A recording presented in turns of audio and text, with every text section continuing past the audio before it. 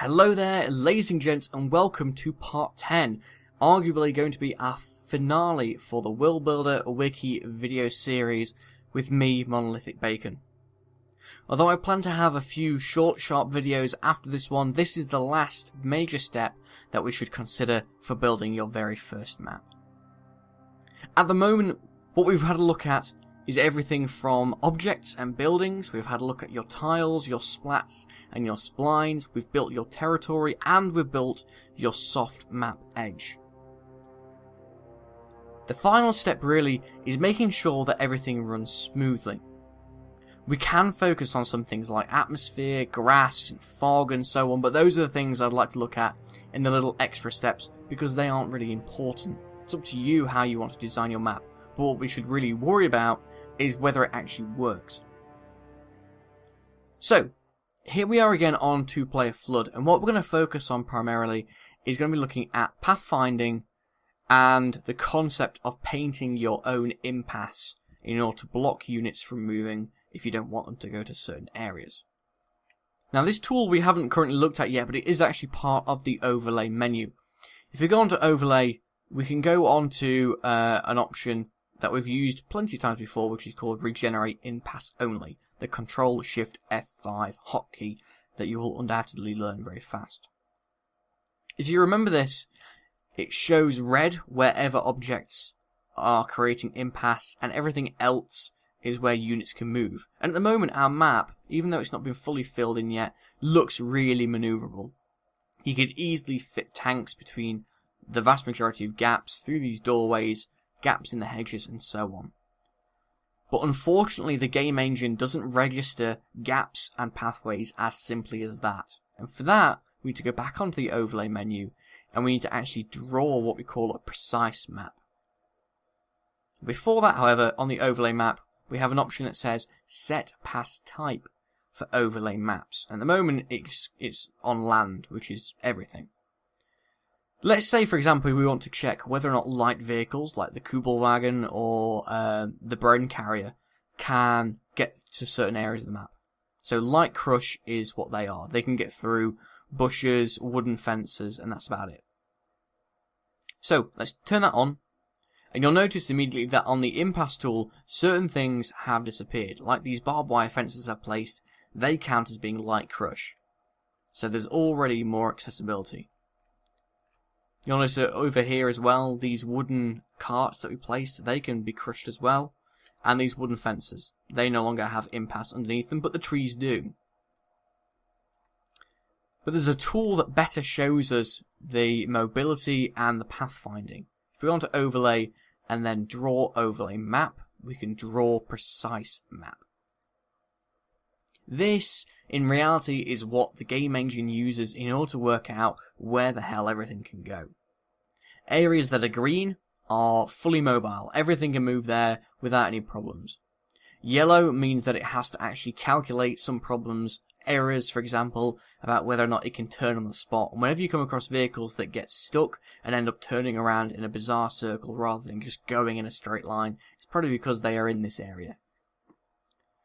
Orange is where there are more and more errors, and if a vehicle tries to enter an orange area from an angle, it will probably try to turn on the spot rather than try and turn whilst moving.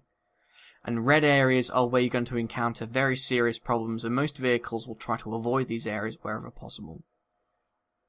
Finally, the areas that aren't coloured in, like for example at the base of this gatepost here, they are impassable to this vehicle type. But what this should show you straight away is even though the previous version of Impasse showed this gateway as being completely accessible, in reality a Kubelwagen and a Brain Carrier would actually have to slow down quite a lot to get through this gateway here.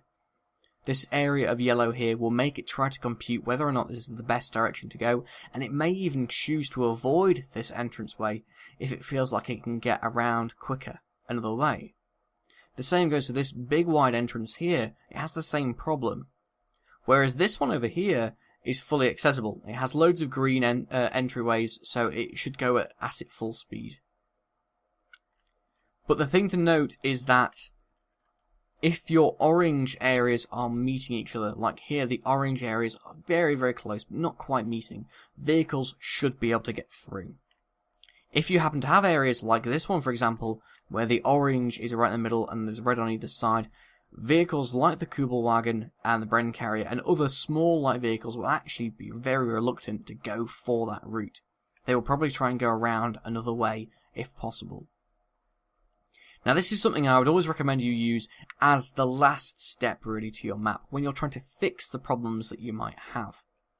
It very simply highlights the limitations of the game engine, and it shows you just how impossible some routes can be. Even if they look perfectly doable to you, in game it might not play out that way. So, if we have a look, in general, this entire south area looks really easily accessible. Vehicles that would be able to capture points, like the Kubelwagen, can easily capture all these areas without getting stuck. They should even be able to get through this gap here, even though there's some yellow close to each other. But the further north we go, like this area here, that's going to cause some problems, as are the gaps in these hedges here, the gateways here, and this gap in the middle. And what we don't want are very busy areas like this central line to be difficult for vehicles to maneuver. It will cause some game-breaking issues if a vehicle were to drive through this, get attacked, and try to reverse through this gap, and all of a sudden decide that reversing back the way it came is more difficult than it should be, and decides to drive towards the enemy rather than away from them. It would be just utterly game-breaking. However, we should always remember that in the overlay we can also go on to a different pass type. So if you go on to medium crush, for example, we have to go back onto overlay and draw overlay map and draw our precise map again. You'll notice now that more of the map is opened up because medium crush refers to small tanks, things like the T-34, Panzer IV, the Cromwell. These can all crush this area here without any problems. Now this doesn't include heavy crush. Heavy crush is reserved for the super large tanks like the King Tiger. But it shows you here that these walls can be easily crushed by mid-game tanks. However, on this side we have a problem. If we were to look at these two areas side by side, this wall here can easily be crushed by medium tanks, whereas this one can't. It can only be crushed by heavy tanks. So immediately the player on the west side of the map has the disadvantage. They will still struggle to get through these gaps, and the player on their east side would be wise to mine these gaps because they have to drive between them. Whereas on the east side they could easily crush all these walls, open up the area, and use MGs to cover the very open expanses now, rather than having to worry about infantry sneaking around these walls. It's things like this we've got to consider when we are using the pathfinding tool, as it shows us what weaknesses there are and how we can work around them. At the end of the day, you might design a map that you think is absolutely stunning, and believe me, a lot of the maps out there on the workshop are absolutely beautiful, but they have fatal flaws in them sometimes. Okay, one last thing I wanted to cover before we go on to actually completing the map once and for all is actually painting our own impasse. And you'll notice there's a little traffic light looking tool up on the toolbar, which is the Impasse Editor. Now this is a very simple tool. You have a brush size here, which can go all the way up to 64 as normal.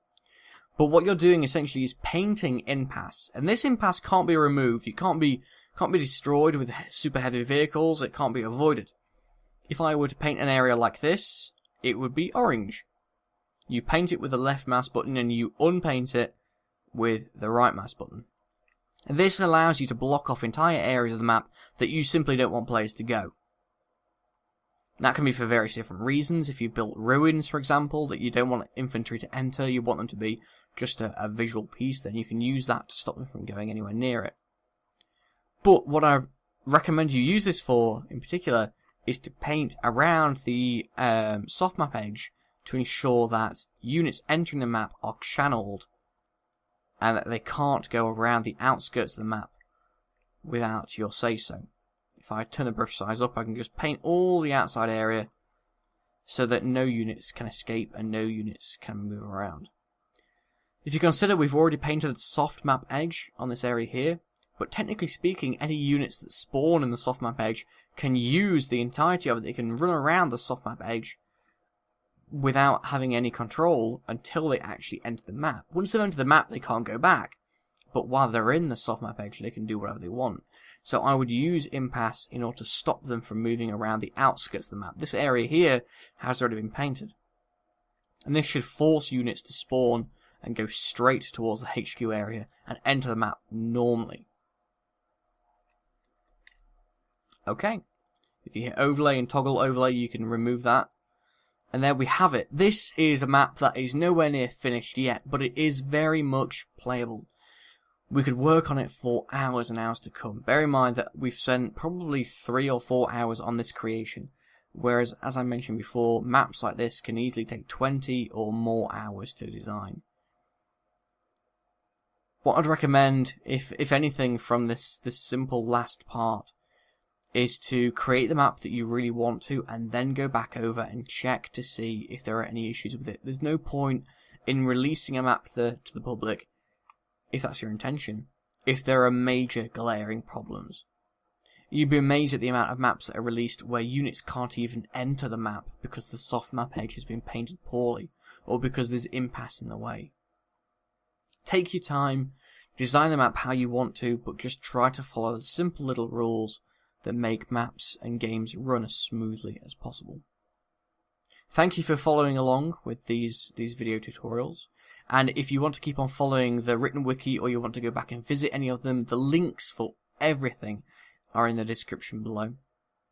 There will be a few other short videos coming out soon that will highlight little extra things. We're going to have a look at snow and mud, grass and atmosphere textures in particular, just so you can make your map feel a little bit more alive and have a bit more vibrancy, colour and detail to it. But for the purposes of this, all you need to do now is hit File, hit Export Package, and the map that you've created should be in-game. Thanks a lot, folks. I hope to see you around at some point soon. I've been MonolithicBacon. Happy mapping.